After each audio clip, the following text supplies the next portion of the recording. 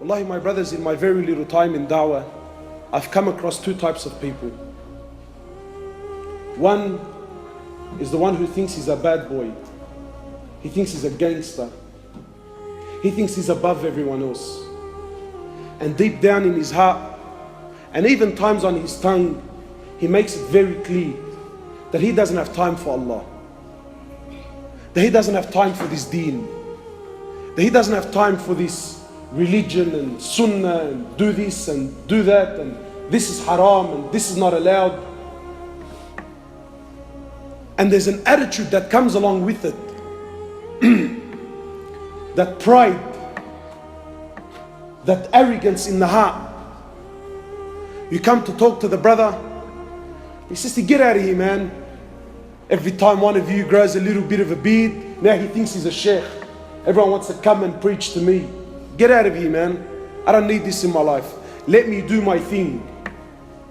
An attitude towards Allah subhanahu wa ta'ala, like somewhat that he doesn't need Allah.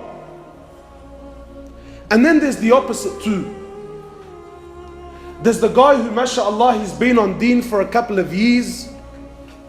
He starts believing in his heart, wallahi, we start believing that I'm something.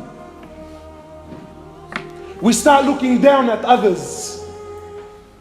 We start believing that deep down in my heart, I stand a level above the rest. That I got a nice beard and this brother's clean shaven. That I've been praying for the last 10 years, this guy still doesn't know how to make wudu. So therefore, I'm better than him. And he starts believing also, it gets worse, he also starts believing that Allah Azza wa Jal needs him. That Allah needs his salah. That Allah needs his charity. That Allah needs my tasbih. And there's an attitude, wallahi there's an attitude.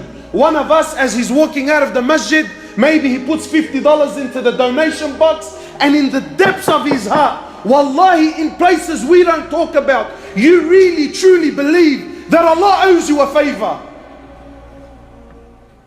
That Allah owes me something, man. That I've been praying for the last 10 years, so therefore Allah subhanahu wa ta'ala, he owes me something. Well, my brothers, today I got news for both sides. Allah owes you nothing. Allah owes you nothing. Allah subhanahu wa ta'ala doesn't need you. Allah subhanahu wa ta'ala doesn't need your salah. Allah subhanahu wa ta'ala doesn't need your fasting. Allah subhanahu wa ta'ala doesn't need your money. Allah subhanahu wa ta'ala doesn't need your time. Allah subhanahu wa ta'ala doesn't need your da'wah. Allah subhanahu wa ta'ala doesn't need your bead. Allah Azza wa Jal is free from all, from anything. Allah Azza wa Jal needs nothing and no one. We need him subhanahu wa ta'ala. Don't be fooled. Don't let shaitan play with your mind. That look at you, mashallah, you've been on deen. You're a cut above the rest. You're nothing. And you little bad boy who thinks he's something, you know. There's this attitude, don't come to me with your deen. Let me do as I please. Let me run amok. I want to go where I want. I want to sell what I want. I want to snort what I want. I want to sleep with whoever I want. Don't come to me with your religion. If Allah is so great, then why is he so bothered? Leave me alone. Well, my brother, you also, no matter what you do, no matter what you sell, no matter what you take and how much you take of it, it doesn't harm Allah. In the authentic hadith, in the hadith Qudsi, Allah Azza wa Jal says, Ya ibadi. Allah says, Ya ibadi, oh my slaves.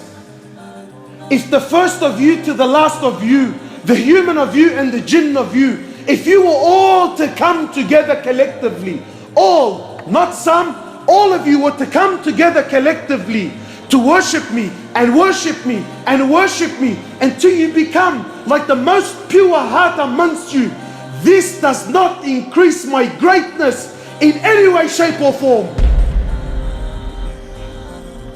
And the opposite is true, you little gangster. Ya ibadi, oh my slaves. If all of you, the human of you and the jinn of you, if you were all to come together collectively and all of you were to sin, steal, cheat, sell drugs, prostitute, do whatever you desire, you little gangster.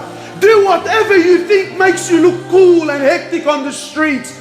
Allah says clearly, if all of you, not some, if all of you were to do it collectively until you become like the most criminal heart amongst you, this doesn't take anything away from my mulk in any way, shape or form.